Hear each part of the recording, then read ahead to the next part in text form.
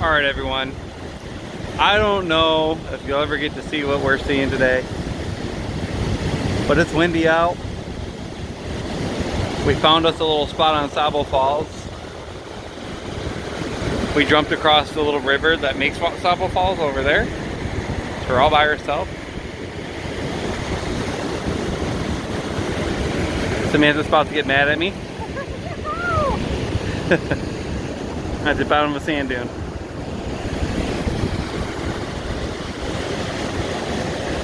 We can't reproduce this.